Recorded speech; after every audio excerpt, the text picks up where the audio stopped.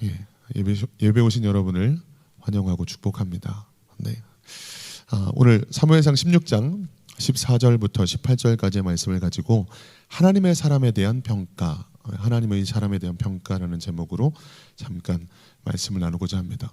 제목을 제가 저렇게 짓고 나서 다시 읽어봤는데 하나님의 사람에 대한 평가, 이렇게도 볼 수 있겠구나라는 생각을 했습니다. 네, 오늘 제목의 의도는 하나님의 사람에 대한 평가입니다. 하나님의 사람에 대한 평가가 아니라 하나님의 사람에 대한 평가라는 제목으로 잠깐 말씀을 나누고자 합니다.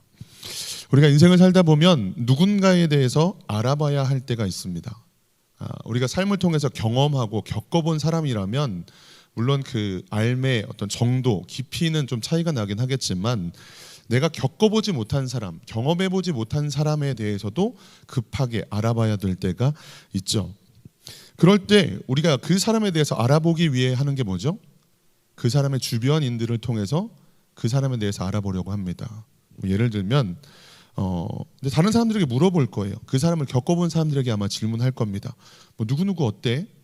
네가 보기엔 걔 어떠니? 라고 물어보는 게 그 사람에 대해서 알아볼 수 있는 가장 간단하고 효과적인 방법이겠죠. 물론 내가 직접 경험하고 내가 직접 알아가는 것만큼은 되지 못하겠습니다만 빨리 누군가에 대해서 알아보려고 할 때는 그 주변인들에게 물어보고 수소문하는 게 아마 가장 쉽고 가장 효율 있는 방법일 겁니다. 그 사람을 알아야 하는 이유가 중요한 것일수록 더 많은 사람들에게 물어볼 거고 확인하는 과정을 아마 거치게 될 거예요. 그냥 쟤는 어떤 사람인가 궁금한 것만으로는 한두 명에게 물어보겠지만 예를 들면 우리 딸이 이제 남편감이라고 신랑감이라고 데리고 누군가를 왔다면 어떻게든 주변에 수소문을 해서 이 사람이 어떤 사람인지 정말 믿을 만한 사람인지 지금 우리 딸이 우리 아들이 눈에 콩깍지가 씌워가지고 그냥 무조건 좋다고만 하는 사람은 아닐지 정말 많이 물어보고 알아보게 될 거다라고 하는 거예요.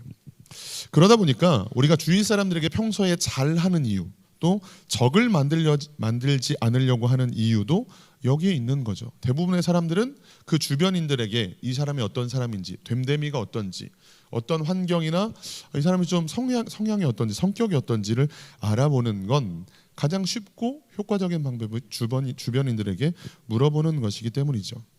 다시 돌아와서 그렇다면 제가 오늘 여러분들에게 어떤 인물에 대해서 좀 물어보겠습니다. 여쭤볼게요. 여러분들이 알고 계신 이 사람에 대해서 말씀해 주세요. 제가 여러분들에게 묻고 싶은 인물은 다윗입니다. 다윗. 집사님이 보시기엔 다윗은 어떤 사람인가요? 권사님이 보시기엔 다윗은 어떤 사람인가요? 이렇게 물어볼 수 있는 거다라고 하는 거예요. 사실은 한 분 한 분 여쭤보려고 이제 설교 본문에는 그렇게 써놨는데 너무 부담스러우실까봐 그렇게 못하겠고 우리가 알고 있는 다윗에 대한 평가는 이런 거죠. 예를 들면 다윗은 하나님의 마음에 합한 사람이다. 이거 누가 이렇게 얘기했죠? 다윗에 대해서? 누가 이렇게 얘기했죠? 다윗은 하나님의 마음에 합한 사람이다. 이건 하나님이 하신 말씀이죠. 그는 내 마음에 합한 사람이다 라고 말씀하셨죠. 골리앗과 싸워서 이긴 사람이라고 누군가는 말해줄지도 모르겠어요. 아니면 사울의 뒤를 이어 이스라엘의 두 번째 왕이 된 사람이다. 솔로몬의 아버지다. 이렇게도 다윗에 대해서 이야기해 줄 수 있겠죠. 그러면 그냥 말이 아니라 성경 속에서 다윗을 경험해 본 사람들이 그에 대해서 뭐라고 말했는지 좀 살펴보겠습니다. 다윗이 골리앗과 싸우겠다고 말했을 때 사울은 그에 대해서 뭐라고 말했느냐면 이렇게 이야기했습니다. 사무엘상 17장 33절 말씀입니다. 읽어볼게요. 사울이 다윗에게 이르되 내가 가서 저 블레셋 사람과 싸울 수 없으리니 너는 소년이요 그는 어려서부터 용사임이니라. 아멘. 이것은 사울이 물론 다윗에게 대놓고 얘기한 것이긴 합니다만 우리가 다윗에 대한 사람들의 평가를 어떻게 했는지를 엿볼 수 있는 장면이기도 하죠. 말씀을 좀 다시 한번 띄워주시겠어요? 내가 보니까 넌 소년이고 골리앗 그는 어려서부터 용사야. 너는 저 블레셋 사람과 싸울 만한 사람이 아니다. 너는 너무 작고 어려. 무모한 도전하지 말고 나가 있어. 죄송합니다. 개죽음 당하지 말고 그냥 뒤에 물러나 있어 라고 말한 게 다윗에 대한 사울의 평가였죠. 그렇다면 다윗의 대적이었던 골리앗은 그에 대해서 뭐라고 말했습니까? 사무엘상 17장 42절에서 43절 말씀입니다. 읽어보겠습니다. 그 블레셋 사람이 둘러보다가 다윗을 보고 업신여기니 이는 그가 젊고 붉고 용모가 아름다움이라. 블레셋 사람이 다윗에게 이르되 내가 나를 개로 여기고 막대기를 가지고 내게 나왔느냐 하고 그의 신들의 이름으로 다윗을 저주하고. 아멘. 골리앗이 다윗에 대해서 뭐라고 평가한 거죠? 업신여겼대요. 보자마자 다윗을 업신여겼다고 말하고, 성경에는 기록되어 있지 않지만 우리가 약간 상상력을 동원해서 생각해 보면 어디 한 주먹거리도 안 되는 게 지금 앞에 와가지고 얼쩡얼쩡거리고 있어. 절로 안 가? 누굴 개로 보고 있냐? 뭐 예를 들면 이런 식의 말을, 이런 식의 평가를 했겠죠. 말을 계속 이어가다 보니까 제 평소의 말투가 나올 뻔해서 큰일 날 뻔했습니다. 자, 여러분, 사울이나 골리앗은 다윗의 첫인상을 말한 거라고 해도 거의 틀림이 없을 거예요. 그런데 첫인상이 아니더라도 다윗에 대해서 제대로 겪어보지 못한 채 딱 처음 마주했을 때 다윗의 어떤 외모, 그가 갖고 있는 어떤 외적인 조건들만 가지고 다윗에 대해서 이야기를 한 거죠. 그렇다면 다윗에 대한 정확한 평가라고 말하기는 사실 좀 어렵습니다. 그냥 보여지는 모습으로만 평가한 거니까요. 그러면 다윗이 누군가를 정확히 알려면 사실은 다윗에 대해서 깊이 아는 사람, 친밀한 사람, 그와 오랜 시간을 같이 겪어봤던 사람에게 물어보는 게, 그에게 듣는 게 훨씬 더 정확한 다윗이 어떤 사람인지 알 수 있는 자료가 되겠죠. 그래서 그의 가족이 다윗을 어떻게 평했는가, 그의 아버지가 다윗을 어떻게 평했는지를 우리는 보고자 해요. 성경에도 기록되어 있습니다. 사무엘상 16장 11절 말씀입니다. 읽어볼게요. 또 사무엘이 이새에게 이르되 내 아들들이 다 여기 있느냐? 이새가 이르되 아직 막내가 남았는데 그는 양을 지키나이다. 사무엘이 이새에게 이르되 사람을 보내어 그를 데려오라. 그가 여기 오기까지는 우리가 식사 자리에 앉지 아니하겠노라. 아멘. 담임 목사님을 통해서 여러 번 들으셨을 거예요. 막내를 원문에서는 하카톤이라는 단어를 사용했습니다. 뜻을 살펴보면 가장 작은 자, 볼품없는 자라는 의미를 갖고 있다고 하셨었죠. 양을 지킨다는 말도 겨우 양이나 지키는 아이가 무엇을 할 수 있겠습니까? 당시 어떤 양을 치는 그 사람의 시대적인 배경을 생각해 보면 겨우 양이나 지키는 아이가 뭘 할 수 있겠습니까? 참 볼품없는 아이여서 선지자 앞에, 당신 앞에 내놓기도 좀 그런 아이입니다 라는 뉘앙스가 이 이야기 안에 담겨 있는 거죠. 좀 전에 우리가 다윗에 대해서 평했던 사울의 이야기, 골리앗의 이야기, 그들의 평가를 들어봤습니다. 그들은 어쩌면 첫인상, 그냥 외모에서만 보여지는 다윗에 대해서 이야기했다면, 아버지인 이새는 그가 아이로 태어나서 자라온 모든 과정들을 지켜봤습니다. 그리고 평소에 그가 하는 행동도 당연히 봐왔겠죠. 그런 아버지의 눈에도 다윗은 볼품없고 어떤 기대도 가질 수 없는 사람이다라고 하는 게 다윗에 대한 평가였다라고 하는 거예요.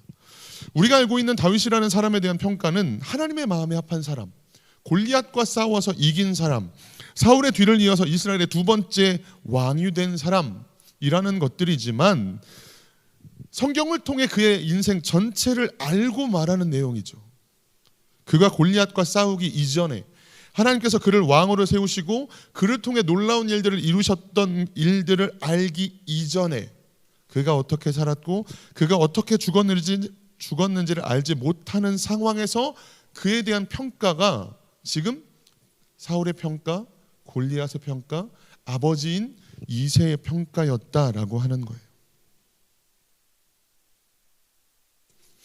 이 사람들의 다윗에 대한 평가만 봤을 때는 다윗은 예쁘장하게 생기긴 했지만 당시의 남성상으로는 작고 볼품없는 보잘것없는 소년에 불과했다라고 하는 거예요. 하카톤으로 겨우 양을 지키는 일이나 맡길 수 있는 사람 정도였다라고 하는 게 당시의 사람들이 다윗에 대해서 평가하는 내용이었다라고 하는 거예요. 그런데 모두가 그렇게 다윗에 대해서 평가할 때 다윗에 대해서 다른 평가를 내리는 사람이 있었습니다. 그것이 바로 오늘 본문에 등장해요.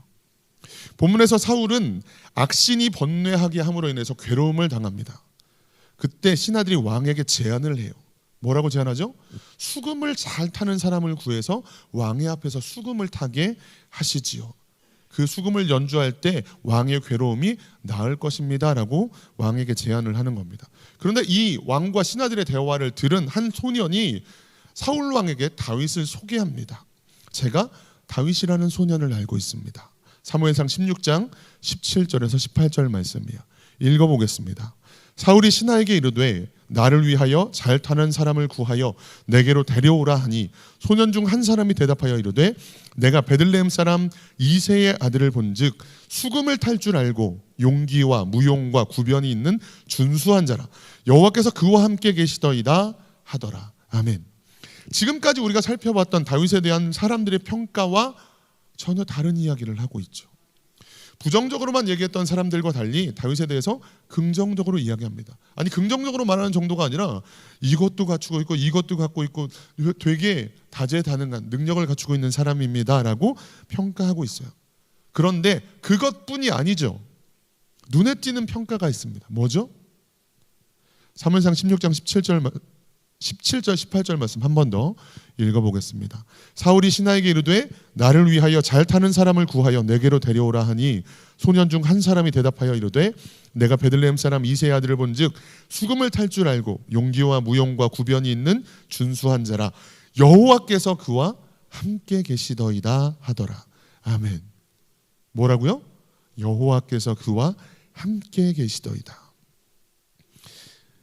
우리가 잘 알고 있는 다윗은 하나님께서 그와 함께 하셨을 때 엄청난 일들을 행했던 사람입니다. 누구도 그에 대해 긍정적인 평가를 내리지 않고 있을 때 당시의 왕도 그의 대적자였던 골리앗도 심지어는 그의 아버지인 이새조차도 그에 대해서 전혀 긍정적인 평가를 하지 않았던 때 시대가 요구하는 자격을 하나도 갖추지 못한 하카톤처럼 보였던 그였지만 하나님께서 그와 함께 계셨을 때 그는 위대하게 쓰임받는 사람이 되었다라고 하는 거예요. 아멘이십니까? 여러분 이 말씀을 우리에게 적용해 볼까요? 우리 자녀들에 대해서 선생님들이 뭐라고 평가하시죠? 지금 이번 주에 새롭게 학기가 시작되었지만 아마 그 겨울방학 전에 예전으로 말하면 성적표, 통지표 같은 것들이 아마 다 자녀들에 대한 평가를 받아보셨을 거예요.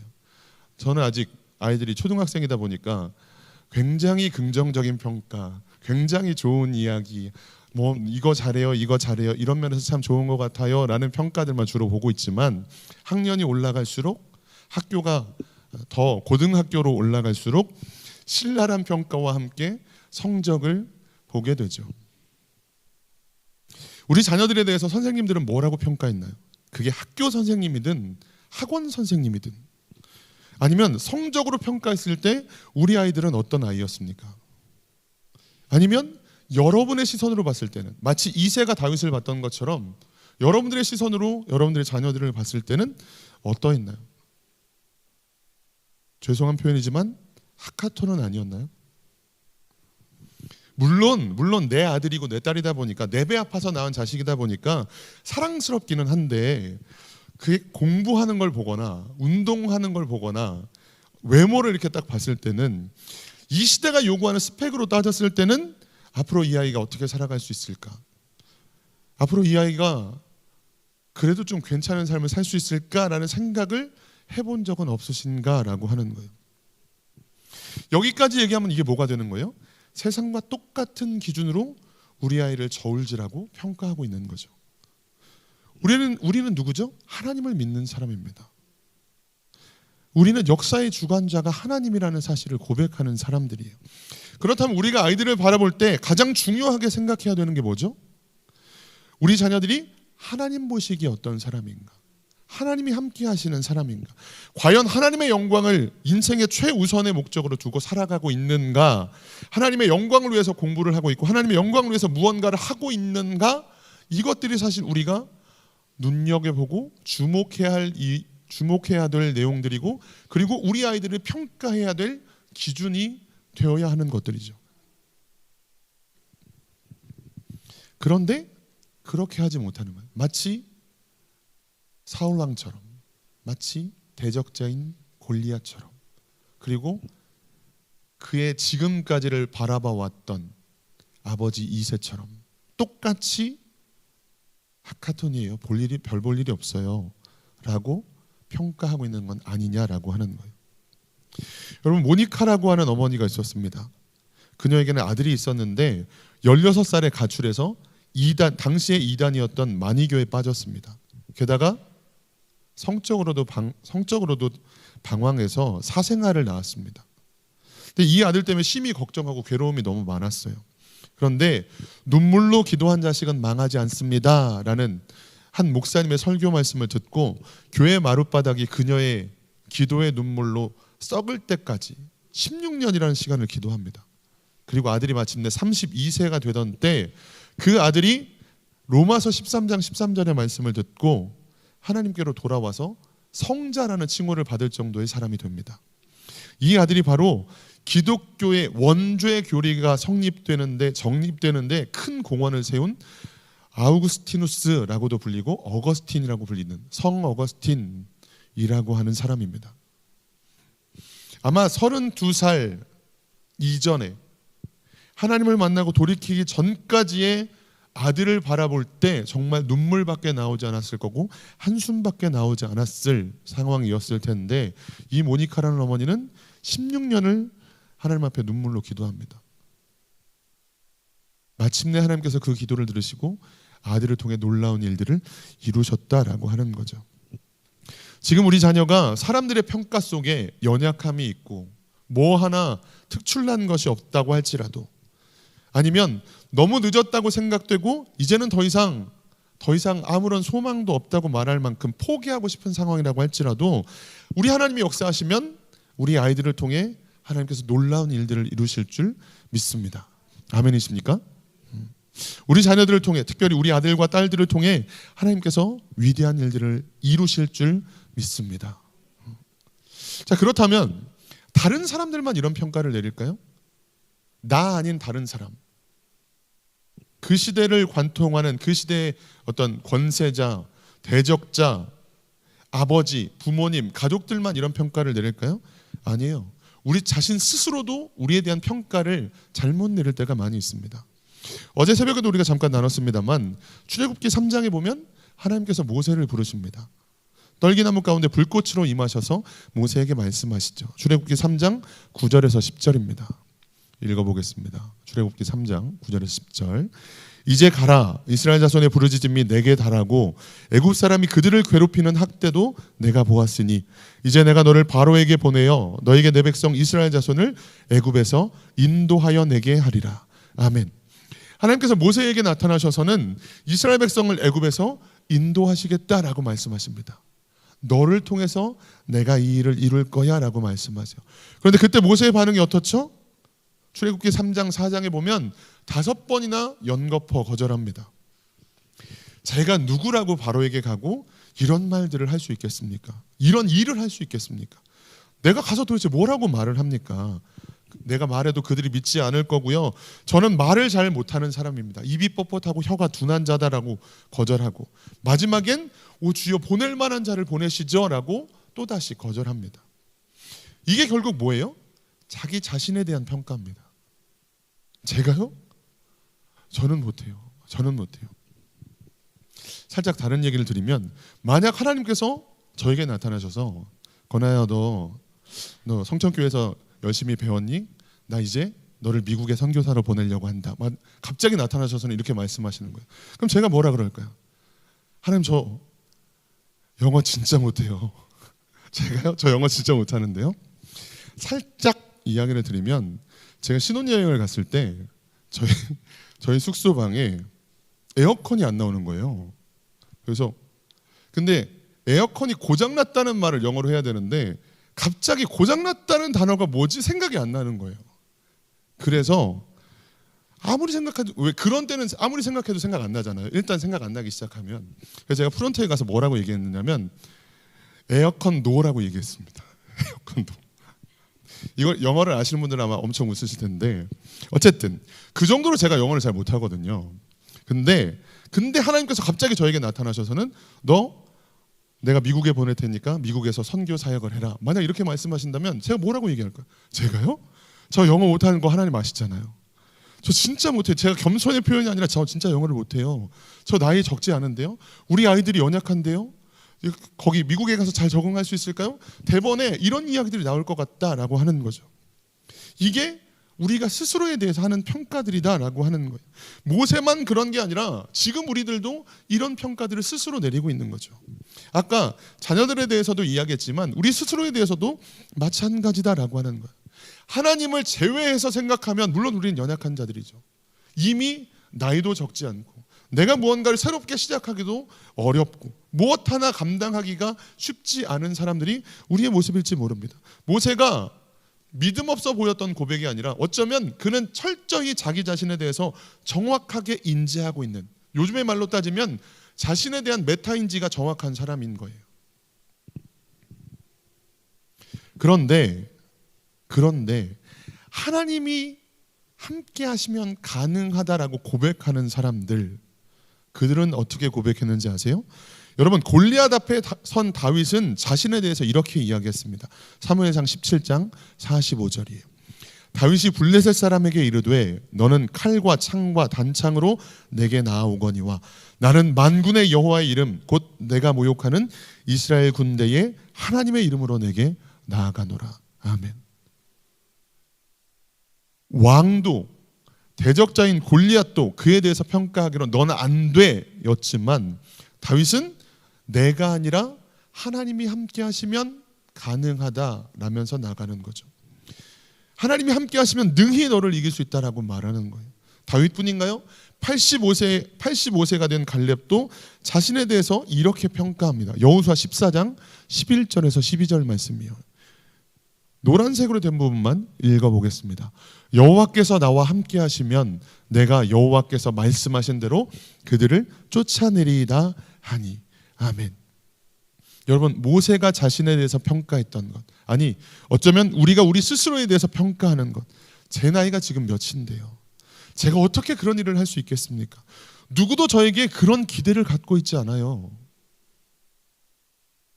사람들이 뭐라고 우리를 평가하고 우리 스스로 보기에도, 우리 스스로를 평가하기에도 한없이 부족하고 연약할지라도 하나님께서 우리와 함께 하시면 놀라운 일들이 일어날 줄 믿습니다. 우리 집사님들을 통해서, 또 우리 권사님들을 통해서, 또 우리 아이들을 통해서 하나님께서 이런 일들을 이루실 줄 믿습니다. 마지막으로 한 가지 얘기만 드리고 마칠게요. 영국의 구두 수선공이었던 윌리엄 캐리라는 사람이 있었습니다. 그는 가난한 집에서 태어나서 평생을 신발만 만지다가 죽을 인생이었죠. 그러던 그가 19살이 되던 해에 한 기도 모임에서 그러므로 예수도 자기 피로써 백성을 거룩하게 하려고 성문 밖에서 고난을 받으셨느니라 라는 히브리서의 말씀을 듣게 되고 깊은 은혜를 경험하게 됩니다. 그는 이 말씀을 통해서 지금까지의 미지근한 신앙에 대해서 회개를 하고 그리스도를 배척하는 세상에서 내가 그리스도와 함께 고난을 받고 능욕을 받는 자로 살아가겠다라고 결단을 하게 돼요.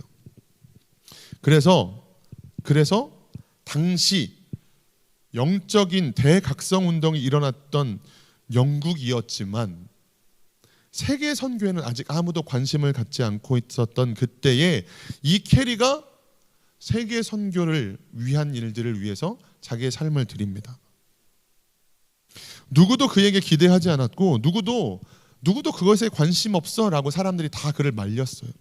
그런데 그가 끝까지 복음을 전하는 일, 특별히 세계 선교에 앞장서서 이 일을 하게 됩니다. 그래서 마침내 그의 어떤 열심과 그의 여러 가지 일들을 통해서 수많은 목사님들이 침례교 선교회를 만들게 되고 이 선교회를 통해 스코틀랜드와 네덜란드 등의 나라에까지 세계 선교의 복음의 불꽃이 전해지게 됩니다. 그리고 수많은 선교사들이 일어나게 되고 그를 통해서 놀라운 선교 황금 시대가 열리게 되죠. 근데 그가 이렇게 말했습니다. 그 자막이 있거든요, 강사님. 마지막에 이렇게 말해요. 하나님으로부터 위대한 일을 기대하라. 하나님을 위해 위대한 일을 시도하라라고 이야기했습니다. 그럼 오늘 말씀을 통해 두 가지로 제가 적용을 드렸어요. 우리 자녀들을 향한 학교 선생님이, 학원 선생님이, 아니면 그분들의 평가는 모르더라도 내가 봤을 때 이 시대가 요구하는 스펙과 이 시대가 요구하는 어떤 그것들과는 참 거리가 멀어 보이는 우리 자녀들을 바라볼 때 실망하고 실족하고 낙심할 수도 있지만, 그러나 주님 안에서 이 아이들을 바라본다면, 주님 안에서 주님께서 하시면, 주님께서 원하시면 이 아이를 통해, 우리 아이들을 통해 위대한 일들을 이루시게 될 거다라고 하는, 사람들의 평가, 남들의 평가, 때로 우리의 평가가 그렇지 못하다고 할지라도 하나님이 그렇게 보신다면, 실제로 다윗도 하나님께서 그렇게 일하셨죠. 또 우리 자신에 대해서도 마찬가지입니다. 제 나이가 지금 몇인데요, 아무도 저에게 이런 기대를 갖고 있지 않고요, 저도 그런 일을 할 만한 능력이 없습니다 라고 말할 때 다윗이 고백했던 만군의 여호와의 이름으로 내가 나가노라, 하나님께서 허락하시면, 하나님께서 나와 함께 하시면 이 헤브론 땅도 능히 내가 차지하겠습니다 라고 고백하는 저 갈렙의 고백처럼, 이 시간 나와서 예배하시는 저와 여러분들을 통해 하나님으로부터 위대한 일이 기대되고 하나님을 위해 위대한 일들을 시도하게 되는, 그래서 마침내 하나님의 역사들을 이루어가게 되는, 어쩌면 지금까지는 사람들에게 평가될 때 별 볼 일 없어 보였던 우리의 인생, 우리 자녀들의 모습일지 모르더라도, 그러나 지금부터 일해 가실 하나님의 위대한 역사 속에서는 아직까지는 평가가 박할 수밖에 없고, 어쩌면 아직까지는 평가가 좋지 못할지 모르겠지만 하나님이 함께 계시더이다, 하나님이 그와 함께 하심으로 위대한 일을 이루어 가시더라 라고 하는 하나님 앞에 섰을 때는, 또 후세의 다음 세대가, 우리 자녀들이 우리를 보고 우리 자녀들을 또한 누군가가 봤을 때 이런 위대한 고백, 이런 축복된 고백들이 넘쳐나실 수 있기를, 그런 우리 자녀 세대가, 또 우리들이, 저와 여러분들이 되시길 주님의 이름으로 축복합니다. 기도하겠습니다.